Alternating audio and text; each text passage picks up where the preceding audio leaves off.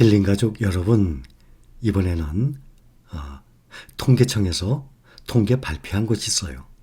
우리나라의 중장년층에 대해서 재산 상태, 재산 분포에 대해서 나왔네요. 빚 빼고 재산이 4억이세요? 보통입니다 하고 나왔습니다. 여러분들의 재산은 빚을 빼면은 재산이 얼마입니까? 지금 현재는 우리 신림가족분들도 우리나라의 중장년층 평균 재산이라고 친다면 앞으로 3년 후 분명히 달라질 것입니다. 중장년층 그러면 40에서 60세. 중장년층의 60%가 내 집이 없다라고 나왔어요. 의외로 상당히 많은 중장년층이 내 집이 없네요. 있어도 무주택자보다 빚이 3.5배나 많다고 나왔습니다. 연령이 낮을수록 주택 보유 비율은 당연히 점점 낮죠. 중장년층 인구가 현재 우리나라 2,008만 6천 명이라고 합니다. 2천만 명이 조금 넘어요. 2,008만 6천 명. 이 중에서 866만 7천 명이 주택을 보유한 것으로 나타났어요. 43%가. 2,008만, 그거의 반이면 1,004만 명 아닙니까? 그렇죠? 근데 집이 있는 사람이 1,004만 명, 반이 안 돼요. 866만 7천 명이라고 합니다. 중장년층 중에. 주택 보유자의 대출 잔액이 1억이 가까워요. 9,840만 원. 여러분들 중에서도 내 집 가지고 계신 분들 계실 거예요.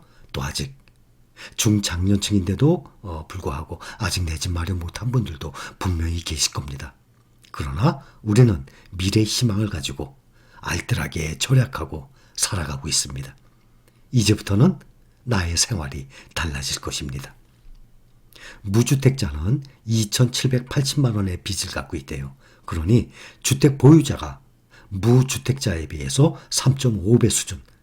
아마 이것은 내 집 마련을 하기 때문에 대출 잔액이 그만큼 많이 있을 것입니다. 60대 초반 주택 소유 비중이 45.5%. 점점 나이가 밑으로 내려갈수록 주택 소유 비중이 점점 떨어지죠. 50대 후반은 44.6%. 50대 또 초반은 43%, 40대 후반은 42%. 점점 나이가 젊을수록 주택 보유 비율이 점점 떨어집니다. 또 이 중에서 남자 중장년층의 주택 소유 비중은 45.9%, 그러면 46%네요.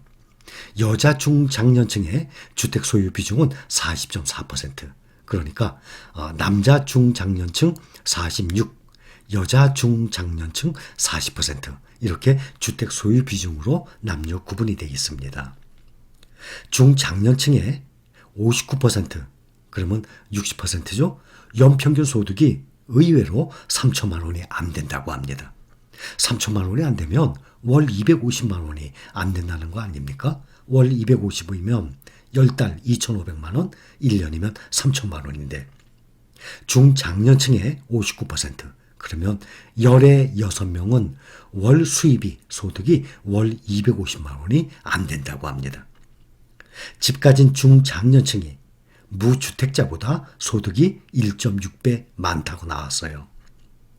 40에서 60세 인구는 전체 인구, 우리나라 전체 인구의 약 40%를 차지한다고 나와 있습니다. 연평균, 그러니까 월 250, 연평균 1,000만 원도 못 번다는 중장년층도 27%라고 합니다. 연평균 1,000만 원이면 한 달에 한 8, 90만 원 아닙니까? 이렇게밖에 못 버는 중장년층도 27%나 나와 있어요. 우리 신림가족분들 중에서도 이렇게 힘들게 사시는 분들 분명히 계실 겁니다. 이런 분들일수록 더욱더 정말 없을수록 절약을 하고 단돈 한 달에 5만 원이라도 좋습니다. 돈이 많아야 투자하는 거 절대 아니에요. 처음에 투자를 안 할 때는 주식 투자, 부동산 투자는 당연히 억대가 필요하죠. 그런데 주식 투자도 마찬가지로 투자 그러면 돈이 있어야만 투자하는 걸 알고 있어요. 주식 투자의 장점은 그게 아니잖아요. 알고 계시죠? 한 달에 정말 한 달 내가 수입이 120만 원, 130만 원밖에 안 돼. 그럼 허리띠 졸라매야지. 어쩔 수 없죠. 그렇게 해서 한 달에 3만 원도 좋아요. 5, 6만 원도 좋아요. 이렇게 해서 모아 나가다 보면 이것이 점점 눈덩이 효과로 점점 불어나게 돼요. 여유 있는 사람들이야 본인들이 다 알아서 하겠지만 말이죠. 부동산 가격이 급등을 했어요. 가구당 평균 자산이 5억을 돌파했다고 합니다. 자산에서 부채를 뺀 순자산이 4억 1,152만 원. 전년 대비 14.2% 늘었다고 합니다. 순자산 4억 1천만 원이 기준입니다. 가구의 자산 보유액 증가, 주로 집값 상승에 기인했죠. 집값이 많이 올라기 때문에 가구의 자산 보유 비중이 오른 것입니다. 빚 빼고 자산이 4억이 보통이라고 합니다. 그런데 정확히는 4억 1,152만 원. 그러니 우리나라 국민으로서 4억 1천 부채를 뺀 빚을 뺀 순자산이 4억 1,152만 원, 이것이 기준이에요.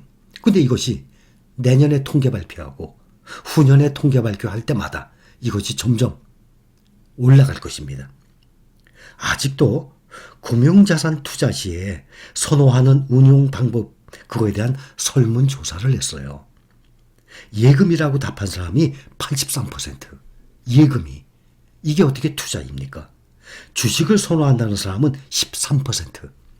지금 현재 은행에 투자 그래 놓고선 투자 어디를 선호하십니까 했는데 예금이라고 답한 사람이 83%예요. 완전히 금융문맹이에요. 이 사람들 깨어나야 합니다. 주식을 선호한다는 사람은 13%. 현재 우리 신림가족분들은 다 이 13%에 넣고 있습니다. 그것도 작년에 비하면 예금은 89%였어요. 근데 그것이 6%가 줄어서 83%로 6%가 줄고 주식은 오히려 7%가 늘었어요. 해가 갈수록 예금이라고 답하는 사람이 점점 줄어들 것입니다. 83%, 내년 후년 되면 이것이 80% 아래로 내려갈 것입니다. 작년에 비하면 예금이 6%가 줄고 주식이 7%가 늘었거든요. 이것이 앞으로 1년, 2년, 3년 갈수록 점점 예금하겠다는 사람은 점점 줄어들고 주식을 선호한다는 사람이 점점 늘어날 것입니다. 금융투자 시 우선 고려사항이 무엇입니까? 금융투자를 하게 되면 무엇을 1순위로 생각합니까? 당연히 수익성을 1순위로 생각한다는 거예요. 수익성. 그러니까 수익성 알고 계시죠? 그런데 수익성을 1번으로 생각하면서 어떻게 은행에 이제 제로금리가 아니죠? 1% 금리에 넣어두겠습니까? 그런데 이것을 모르고 주식 투자에 들어오는 사람들이 대부분은 사고 팔고 해서 돈이 남고 또다시 기회를 봐서 사고 팔고 해서 또 돈이 남고 이렇게 생각해서 돈을 버는 줄 알아요. 여러분들도 그렇게 생각을 했을 겁니다. 주식 투자 그러면 현재 우리 신림가족이 되기 전에는 주식 투자해서 돈을 벌어? 주식 투자해서 돈을 번다 그러면 올랐을 때 팔고 기다렸다가 내려가면 또 샀다가 또 올라가면 또 팔고 이렇게 해서 차곡차곡 쌓여서 돈을 버는 건지 알고 있어요. 완전히 반대입니다. 그렇게 해서는 거의 대부분이 원금 손실을 당합니다. 그래서 주식 투자가 어려운 것이에요. 그런데 우리 신림가족분들처럼 이렇게 세계 1등 주식들, 우량주들을 꾸준히 그냥 계속 모아나가는 것이에요. 이렇게 해서 이것이 3년, 5년 해가 갈수록 수익률이 어떻게 불어나는지 다들 알고 계시죠? 이렇게 해야지만 주식 투자에서 성공을 할 수 있어요. 일단 더도 말고 우리 모두 3년만 절약 생활을 하면서 투자의 집중이 뭡니까? 주식 수량을 모으고 늘리는 거예요. 그렇게 집중을 하다 보면 3년 후에 우리가 모아진 절약을 해서 모은 원금과 그 원금의 수익금까지 합하면 생각 이외의 목돈이 생길 것입니다. 그러면 스노우볼 이펙트 말씀드렸죠? 눈덩이 효과. 그 다음 3년은 지금부터 3년보다 똑같은 돈을 모아도 더 빨리 모여요. 알고 계시죠? 이미 설명을 드려서. 지금부터 3년 동안 얼마를 모으는지 사람마다 달라요. 그런데 그것이 지금부터 3년 동안 모았던 금액이 그 후에 3년부터 또 3년을 모을 때는 더 빨리 더 큰 돈이 됩니다. 그것이 바로 눈덩이 효과예요. 그동안 3년간보다 더 큰 재산이 모이게 되면 정말 놀랄 것입니다. 노후 대비 우리는 기본 3억 이상이에요. 아마 거의 다 누구든지 우리 신림가족분들 목표 달성할 것입니다. 우리나라 평균 재산 지금 4억 1천만 원 그 이상, 여러분들은 모두 그 이상의 평균 재산을 모을 수 있을 것입니다. 경제적 자유를 향해서 가는 길, 그게 어떻게 1, 2년 만에 해결됩니까? 어떻게 1, 2년 만에 이루어집니까? 알고 계시죠? 경제적 자유를 향해서 가는 길은 먼 길입니다. 아무리 짧아도 3, 4년입니다. 우리는 그것을 위해서 가고 있는 사람들이니까. 주가? 오늘 아침에 미국 주식 올랐지만 오늘 밤에 또 내릴 수도 있어요. 항상 오르내리는 것 다들 알고 계시죠? 절대 주가의 움직임에 오르내림에 마음 흔들리면 안 됩니다. 우리가 지금 10종목, 11종목 모아가고 있죠? 이 중에서도 특히 타이거 미국 테크탑 10, 타이거 필라델피아 반도체 나스닥, 또 2차 전지가 3가지 종목이 있습니다. 글로벌 리튬이 있죠. 차이나 전기차 있죠. 국내 코덱스, 타이거 2차 전지 있죠. 그 2차 전지 셋 중에 하나 정도. 나스닥 100. 이 정도면 우리의 11종목 중에서도 4종목, 5종목이면 완전히 엑기스예요. 거기다가 가장 안전한 S&P 500까지 추가한다 그러면 또 그중에 오늘 새로이 메타버스 출발했죠. 메타버스도 괜찮아요. 이 미래를 본다면. 그런데 우리가 지금 모으는 것들은 엑기스 중에서도 우량주들이거든요. 특히 미국 테크탑 10 같이 또 코덱스 미국 팡플러스도 마찬가지입니다. 그렇게 해서 어떠한 섹터에 있는 테마 ETF들 보면 대형주, 엔비디아, 애플, 마이크로소프트 이런 것도 있지만 중소형주가 포함되어 있는 경우가 많아요. 그렇기 때문에 현재 우리가 모아가는 종목들보다 미래를 좀 멀리 보고 투자를 해야 되거든요. 그래서 제가 이것도 좋지만 현재 우리가 하고 있는 게 이것이 훨씬 좋다 하고 말씀을 드린 것입니다.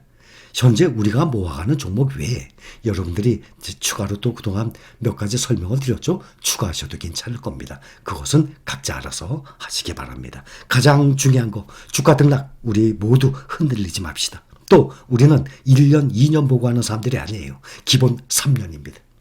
그런데 그 3년이 지난 다음에 또 3년은 그동안의 3년보다 훨씬 빨리 훨씬 많은 금액을 모을 수 있습니다. 그것이 바로 눈덩이 효과예요. 그러한 맛을 우리 신림가족 모두 꼭 맛보시기 바랍니다. 신림가족 여러분 사랑합니다.